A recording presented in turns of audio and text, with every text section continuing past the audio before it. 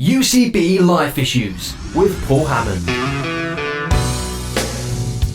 And a very warm welcome to this week's Life Issues. Now, if you look up verses and sentiments in the Bible about being a people pleaser, it's fair to say that it doesn't get the best press. Kind of gets ranked alongside insincerity and hypocrisy. In some ways, it's the very antithesis of what it means to please and serve God. In fact, the Bible talks about people pleasers as something that is a snare to trap the unwary into behaviours that are at odds with God's will and a pathway into falsehood and ear tickling, which I always thought was a great phrase when I read it in the Bible. Yet we live in a world that seems to be all about pleasing and impressing others. Getting likes is a way of life for some, the oxygen that fuels their self-esteem and sense of value. And doesn't the Bible say we should please others, that we should live at peace with others, that we should turn the other cheek, that we should be kind, that we should make people happy? Although I'm not actually sure that I could find a verse that specifically supports that last idea. So what does it mean to be a people pleaser? Why is it such a negative thing? What does it do to us when we are driven by that impulse? And what is the difference between being a people pleaser and having a servant heart? Well, my guests today to talk about this are Andy and Cath Taylor. They are the UK and Ireland directors of LL. They are also the leaders of LL Grange, and Andy is the deputy international director at ll.org. Guys, welcome to Life Issues. Hello. Thank you. Great to be with you. Thanks for having us. Let's start then at that key, what I think is maybe the key question, because what is the difference between being a people pleaser and having a servant heart, being a peacemaker, or even just being kind? That is a great question, Paul. The million-dollar question.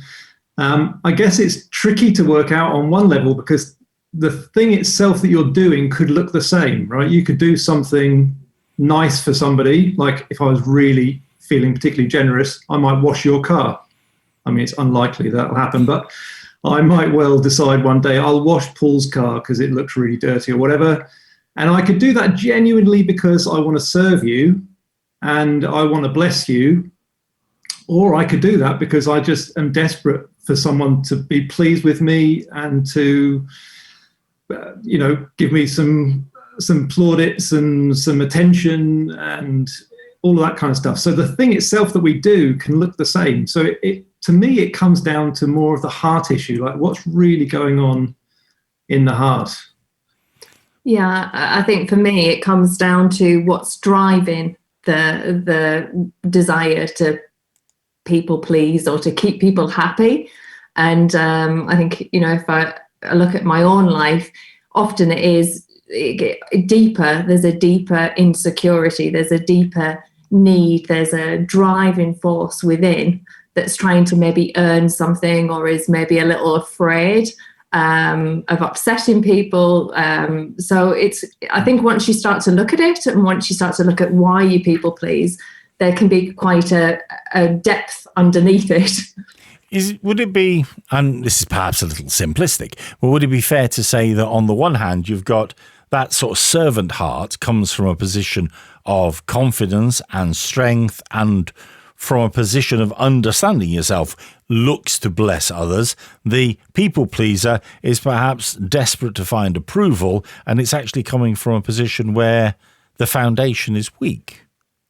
Yeah, I would say so. I think it comes very much from those insecure, deeper places of our heart, maybe where there hasn't been our value or our worth put inside, or we just aren't sure of who we are. So we're trying to keep in people's good books because we want to feel good about ourselves, and that's a way of validating who we are. Yeah, we can learn how to read people, so you can see what they need, you can see how to make them happy, how to make them pleased with you, whether that's in just simply agreeing with their point of view or serving, like we've talked about before. I think these are the sort of things, these are the challenges, aren't they? In this whole area, for sure. Well, we'll come back to that and explore it a little bit more depth, perhaps, as we go through the program. But it's probably appropriate that we take a moment to just put you in context of how your thinking around this relates to what you do at LL. LL Grange has been going for a few years now. LL.org, as I said, is the website if you want to have a look. Just unpack for us a little bit of what the ministry, the work that you do is all about. Sure. Yeah, it's actually coming up to its 36th year this October, and it's a ministry that really just believes that God is alive and well and able to change lives, and that many of us, when we come to the Lord, when we become a Christian, all of our issues don't just disappear. We continue to struggle with anxiety issues or addiction issues. Things that have happened in the past, they continue to kind of affect the way we live today.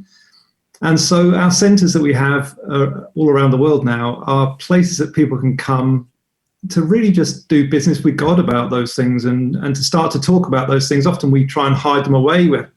Actually, it's part of people pleasing. We try and pretend that we've got it all worked out and we're all together.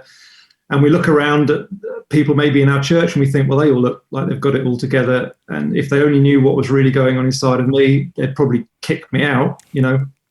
And so these centres are just places that people can come be honest.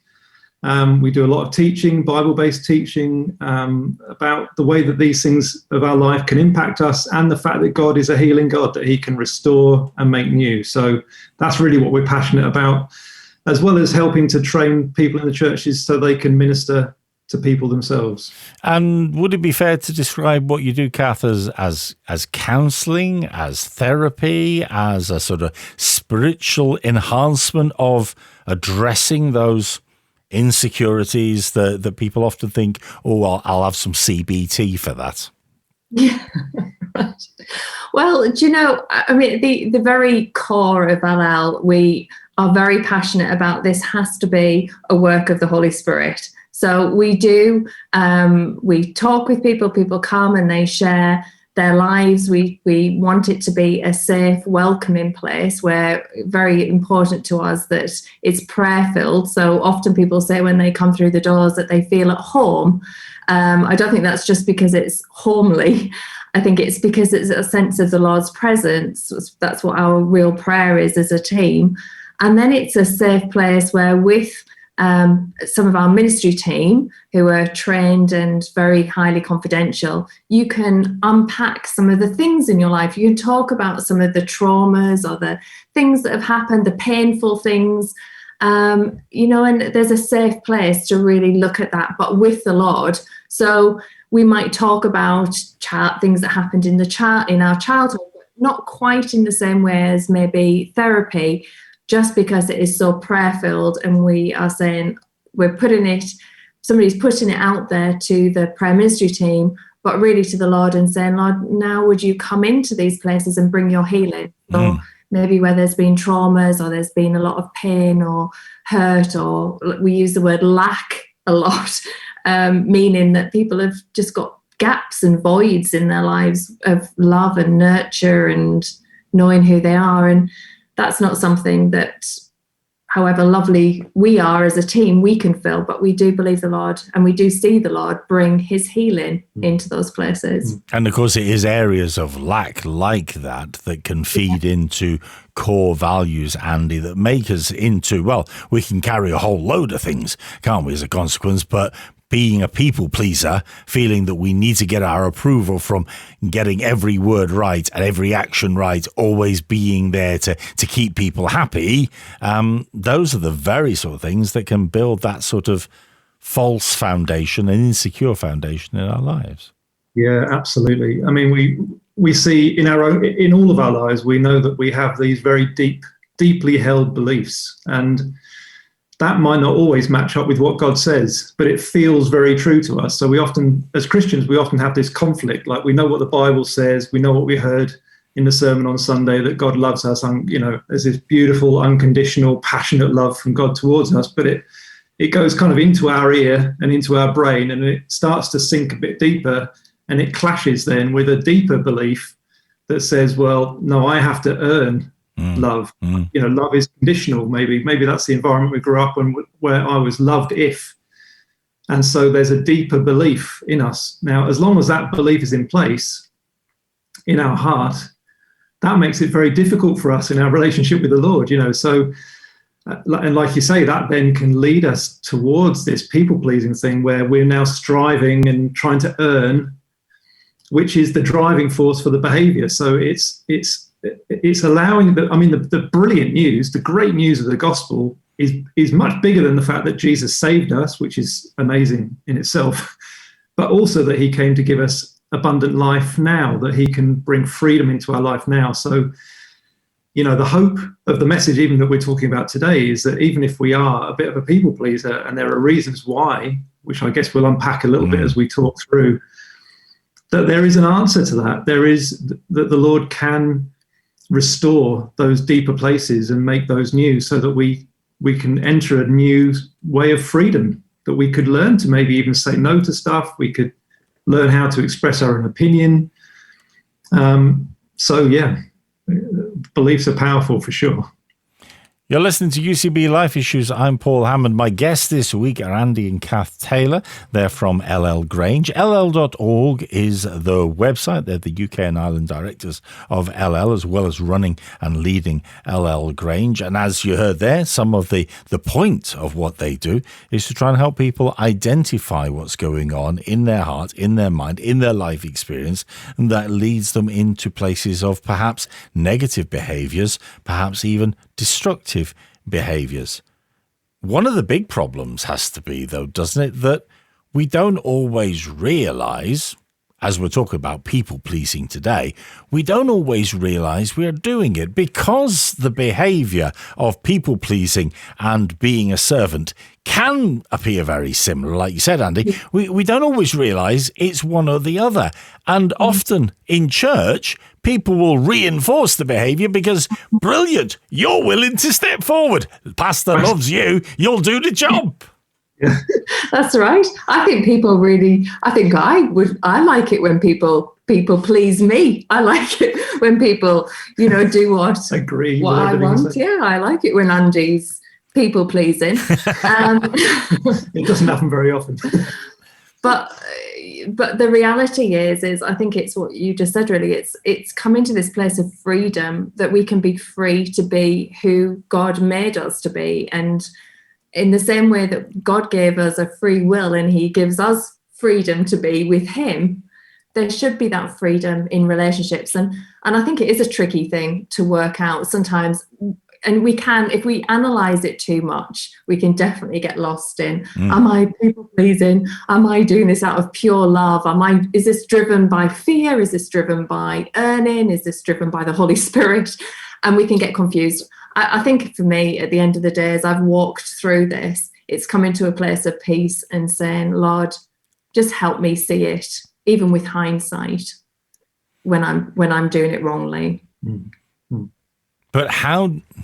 Okay, I take your point there, and absolutely, I agree with you that the best way to identify things that are stumbling blocks for us in our life is to ask God to illuminate those things.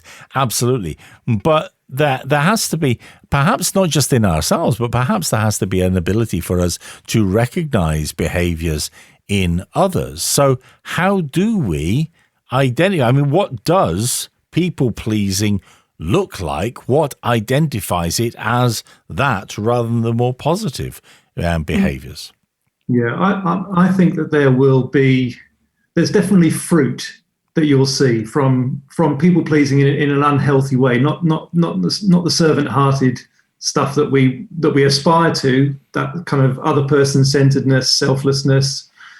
But when it's actually a people pleasing thing, I think there will be fruit that we could begin to identify. And I think maybe it'll be things like, if I said no to this, how would I feel? Like, would I be afraid of the reaction? Would I feel racked with guilt that I said no?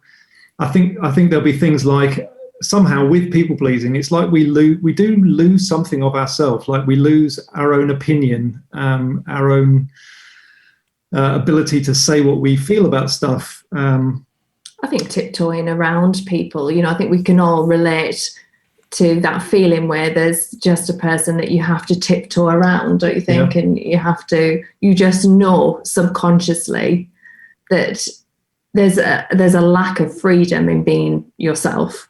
Or maybe you don't quite share your opinion or your voice. You just you're trying to read what somebody wants or expects from you. Yeah. Or just simply that you always back down. Like you never ever stand up. You always back down. You always agree. You always say yes, and that isn't healthy. I mean, there are, with all of us, even the Bible's full of the need for us all to be in unity with one another, preferring one another, all that stuff. But that doesn't mean we always agree. It's what we do when we disagree that's talking about, really.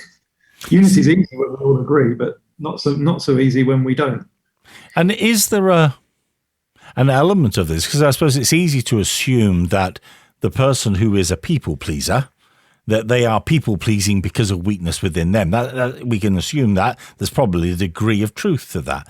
But I wonder if that is always the case. Is it also sometimes about that we are almost driven to it because people in authority or people who are of a stronger character or personality than us, actually they push us towards it because they are not open to the fact that they are being overly dominant in a relationship or a situation, especially perhaps in a workplace.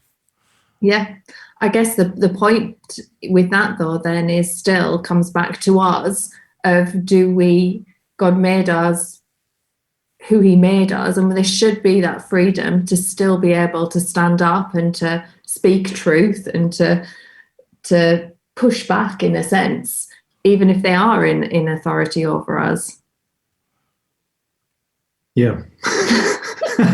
Well, yeah, you see, that's okay, but that's on one level, I'm not being dismissive of it at all, but on one level, that's easy to say. But if you have a person in your sphere, and whether it be a workplace, and all right, maybe there are protections in that, but maybe in a domestic situation or a family situation, and if you push back, actually what you get is them in your face shouting and swearing at you and being aggressive, or even resorting to physical violence. Actually, being a people pleaser, I mean, does it become a thing of self-preservation sometimes? Yeah, it might do. Absolutely. Might well do. A lot of people will be in that situation where it's just a very, very, there's a much bigger picture going on, isn't there? This is where talking about a topic like this is quite difficult in some ways, because you tackle it on one level, but there's always a deeper level. So for a lot of people that we're talking with, a lot of what we're talking about is for the sort of everyday life stuff, but there are going to be people who are in domestic violence situations, or there are very aggressive, domineering people that are literally, like you're saying, it's a matter of almost life and death of how you respond. So that's a much bigger issue of how can we help. I mean, they'll have their own stuff that they've got to deal with in that, of course, but how can we help them more effectively? Yeah. Because whilst it might be understandable then that a person is drawn towards that pattern of behaviour, the negative constrictions of it, Cath, still apply. I mean, that lack of freedom is still having a negative impact on that person's life, as well as the dominance that's having a negative impact on them. Yeah, for sure, definitely. I absolutely think that we should look at this issue with compassion, because I think the Lord looks on us wherever we are on the scale of why we're people pleasing, whether it is a real life or and death situation, and you can, or whether it's in just regular relationships. This isn't a case of this is wrong and bad and we should just chop it off and we should just stop. I think the Lord, in everything that we struggle with, this is something that we're very passionate at LL about, is the Lord's heart and how he looks at the things that we struggle with real compassion and care. And so I think wherever we are on the scale, we need that compassion on ourselves, not just to think I'm just going to stop doing this and this is bad and this is making God cross or angry. But Lord, will you help me with this? Yeah, and thank you for understanding. But I mean, his compassion is so great, isn't it? That these kind of things that we would talk about and say, well, we shouldn't be this way. We automatically feel like we're bad. And then on top of the feeling that we're already a terrible person, now we've piled a whole load of guilt as well. Whereas the Lord's just kind of saying, just come to me, you know.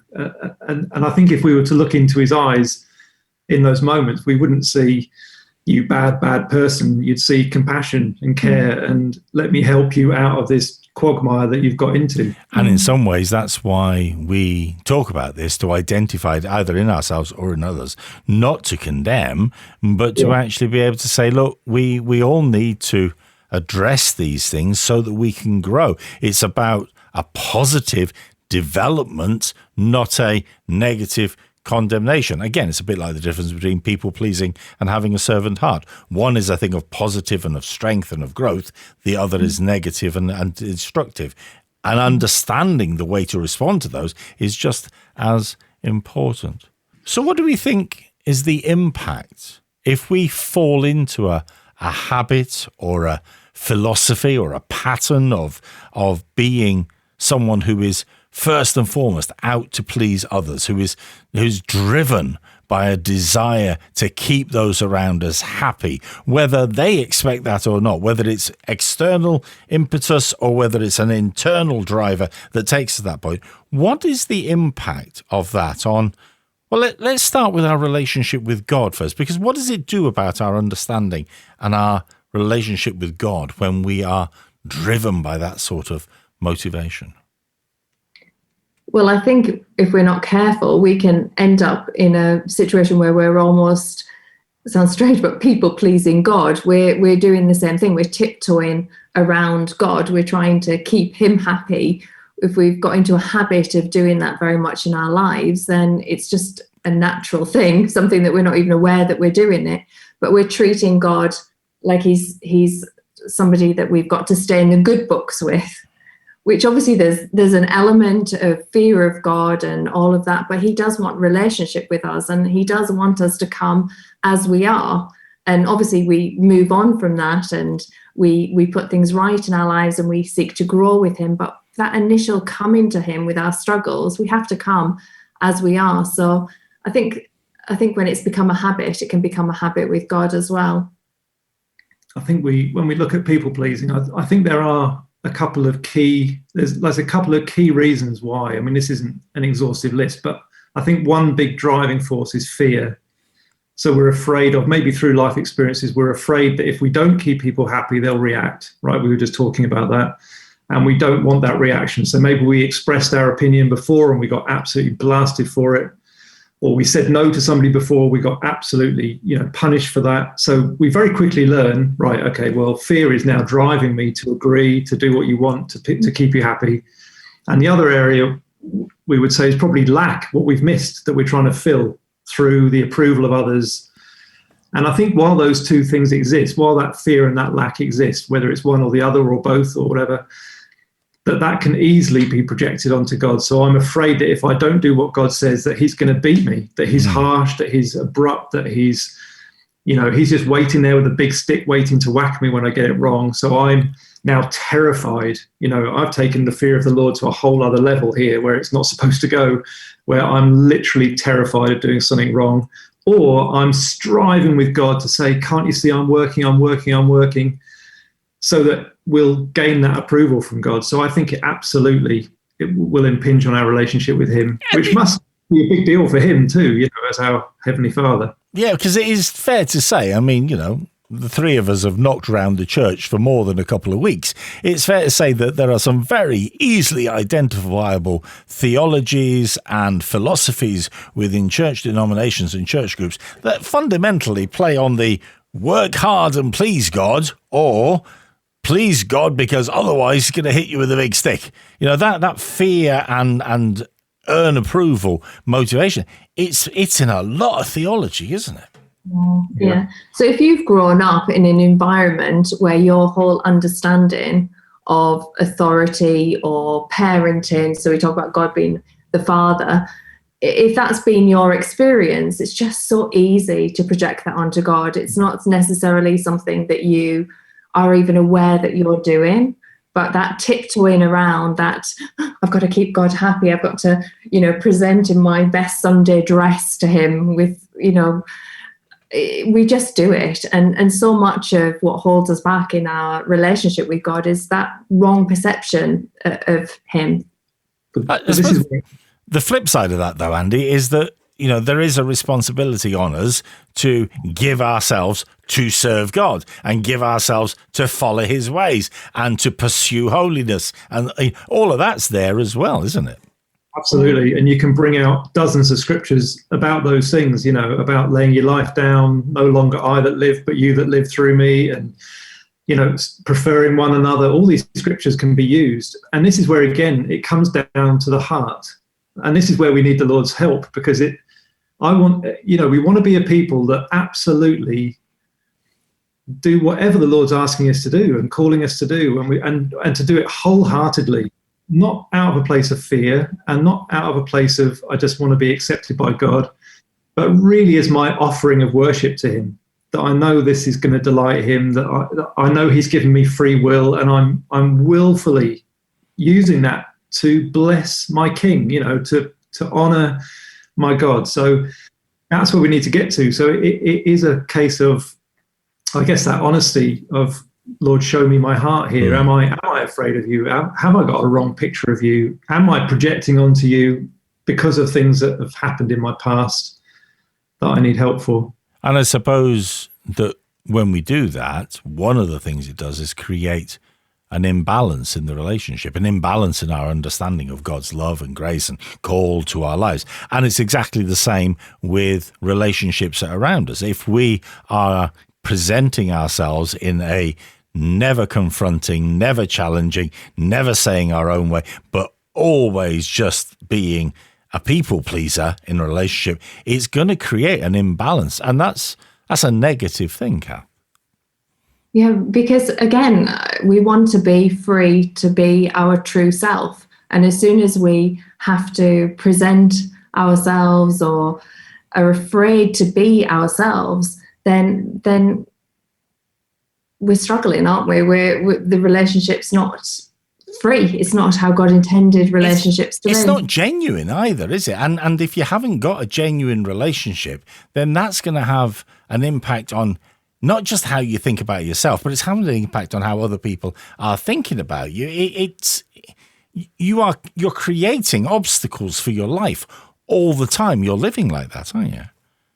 Yeah. And that limits everything, doesn't it? It limits your relationships. It limits your life. And I think one of the real fruits of people pleasing is that it's exhausting. I would say that again, it's that burden of just always having to preempt. You're having to think how you can diffuse situations. You're trying to read a room or trying to read people's expectations. There's such when we're free to be ourselves, how God made us, even with our weaknesses and our mess and our bits that aren't quite healed, at least we're still free, and there's a freedom and a peace. And I think sometimes we're people pleasing, looking for peace, but it isn't real peace. It's peace in the situation or a temporary peace. And I think that's why I feel passionate about it, that it's something that the Lord wants to get to, so we can know real peace, even if in the situation there isn't peace. We're not in everybody's good book.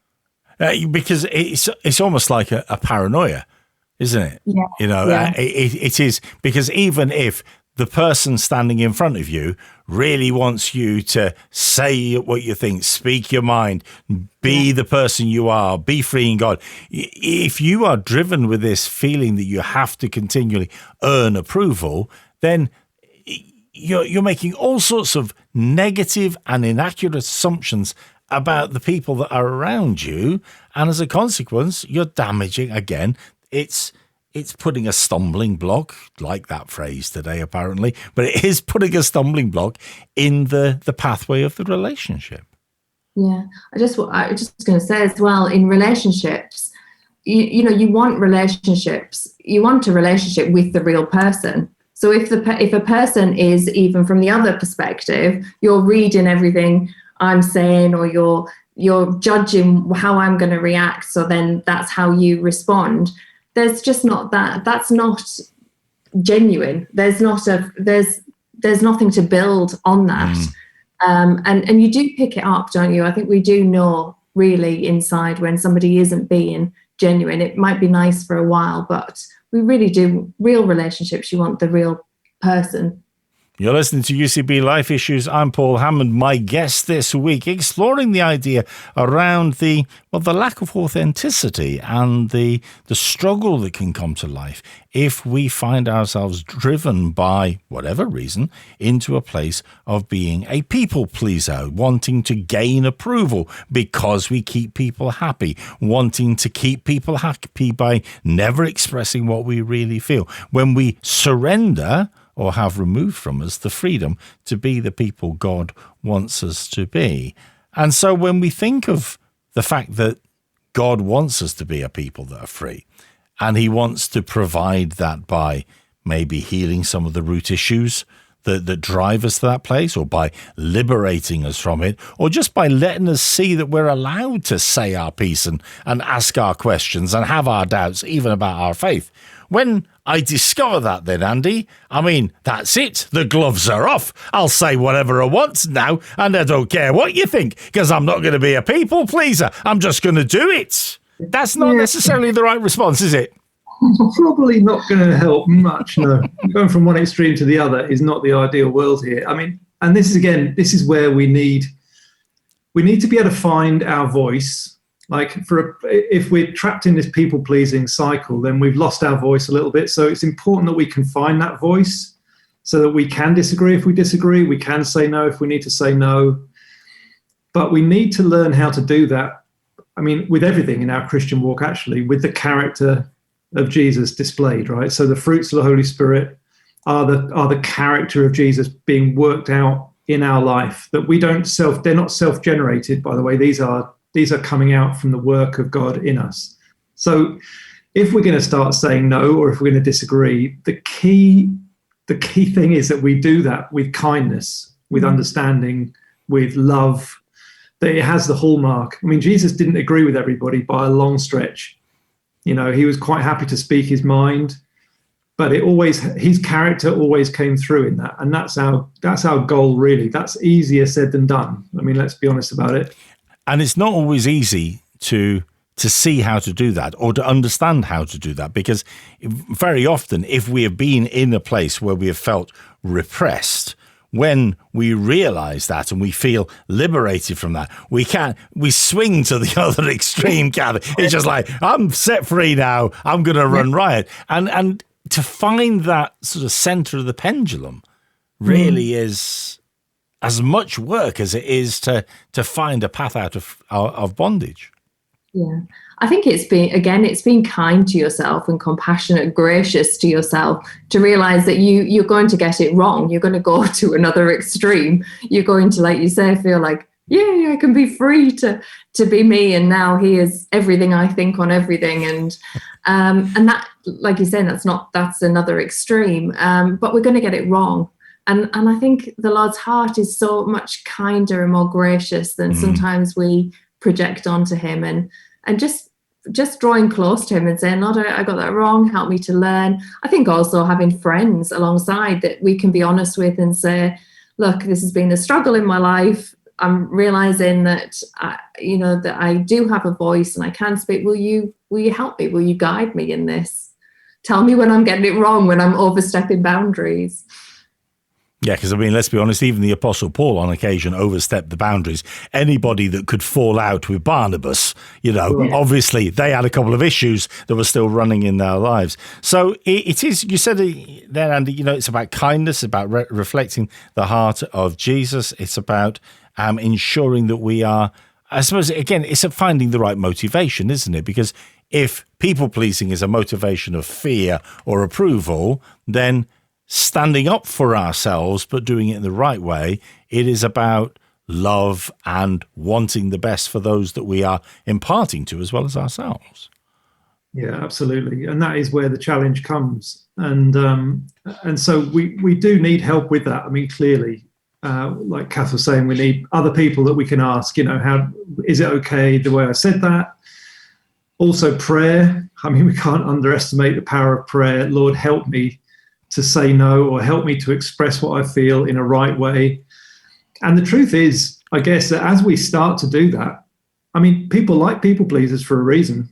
People like people who agree with them for a reason. And maybe when we start to say no to stuff, because we just haven't got the resources to do something, or maybe we're expressing an opinion that the other person doesn't actually agree with, then that might not be well received, might it? I mean, they might get really annoyed with us. Well, you've never been like this before, and I've asked you to do so. You've always done stuff. What's going on with you, and why? You know, so it might go a bit pear-shaped, to be honest. And we I guess have to be ready for that as well. Like that, we can say, okay, Lord, this might not go well, but I'm going to trust you anyway. I'm going to hope that you can show me the way forward in these relationships. So, as we come to the end of our time, I'd like to cycle back to something that you said right at the beginning. We have alluded to it a couple of times along our journey, is this idea that the bondage, the restriction that perhaps manifests itself as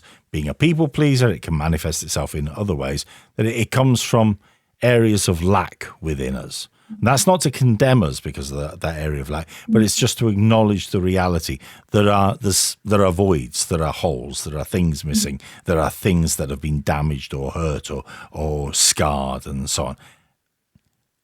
As we draw to a conclusion, unpack for us some of the principles in learning to identify those root issues and learning to deal with them.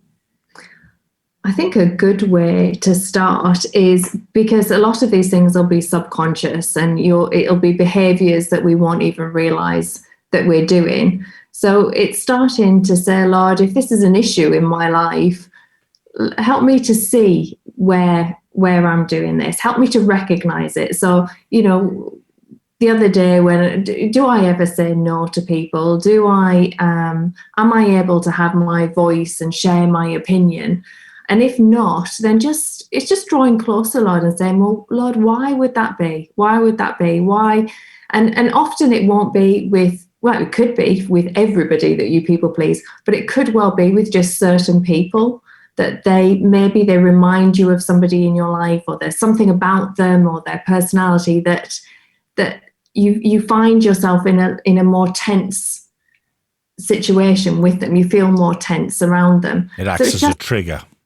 Yeah. So it's just saying, Lord, why would that be? And not just batting away if a memory comes back to you, not just pushing it away and saying, oh, you know, we get very good at saying, well, that doesn't matter, or that was a long time ago, or, you know, I'm sure that's all dealt with. But if we have a memory of something, or we remember a certain person and how difficult it was in relationship with them, then just taking hold of that for a little bit and bringing it to the Lord. Lord, is this an area that maybe there's some wounding, some hurt, or maybe it was a trauma, or maybe, you know, as great as they weren't able to be what I was needed, if it was parents or people in authority in our lives. I think as well, it's funny, isn't it? That even often as Christians, we just feel like the past is the past, and we don't want to go there. We had someone just recently on an event with us who was very, very much in that frame of mind. Like, why do I need to look at stuff in the past? Clearly, difficult things in his childhood and issues that had been before, but now I'm a Christian, right? So I shouldn't have to look at all that. And I guess one of the dangers of like the healing ministry as such is that we can become a little obsessed with the past, and we just stay in this kind of self-obsessed loop, which isn't very healthy either. But also it's not very healthy just to kind of forget these things which are having an impact on my life today. That's the key, isn't it? I think the step is, Lord, I want to be able to look at things if they're relevant for me to look at. So I'm going to choose to be honest about how I'm feeling, for one. Like, I haven't got to be a super Christian that's got no issues, got no struggles, never do anything with the wrong motive. never admits anything to anybody in case they, I'm going to be honest. And I think that ability to be real about how we really feel and how the past has impacted us is a big step, actually, to just even face some of that stuff, some of the more difficult things. I mean, we push things away for a reason. It's because they hurt. We don't want to feel that anymore. So we get good at blocking things off. But while they're blocked off unhealed, they can still impact us today. And that's where God's heart is saying, come closer. Let me, bring healing to that area of your life that you experience that pain.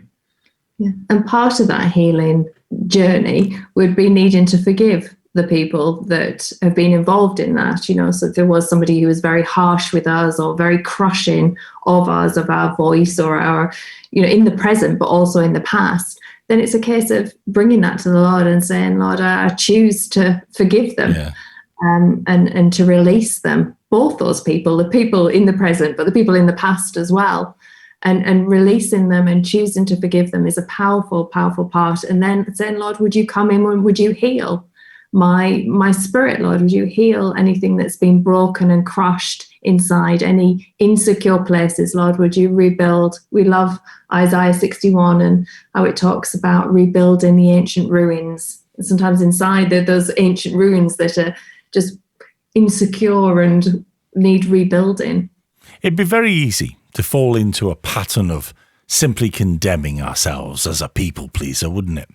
Or indeed condemning others as a people pleaser. The reality, of course, is the reason why we might be constrained to try and please everybody around us or to not be ourselves in a given situation. Those realities are very complicated. They are complex. And sometimes it's hard to identify whether our motivation is fear or a desire for approval or a genuine desire to bless and to serve and to love. It's not an easy thing to do. The reality is, of course, that whatever it is driving us, if those behaviors are having a negative impact on how we live our lives, if they're having a negative impact on how we see ourselves in God, if they're having a negative impact and creating imbalance in the relationships we have with God and indeed those around us, His desire is to move us into a place, to elevate us, if you like, into a place of freedom. Much as He elevated people that were downtrodden into a place of influence and an ability to speak truth for Him when He walked the earth. Much as He lifted up and acknowledged the importance of children when He gathered them on His knee when everybody else wanted to shoo them away. Much as He lifted up and acknowledged the importance of the women in His group and their ministry. And it's important for us to see that when God highlights in us things that are driving us to behave in ways that constrain and limit us, He highlights it so that we can grow out of it. Of course, it may not be sufficient for us simply to do it on our own, which is why organizations like LL are available. LL.org is the website. Andy and Cath Taylor lead LL Grange. Guys, lovely to have you on the program today. Thank you for joining us. Great to be with you. Thank you for having us. You've been listening to UCB Life Issues. Don't forget you can hear this as a podcast wherever you download yours. I'm Paul Hammond. Why not join me next week for another one? Good night.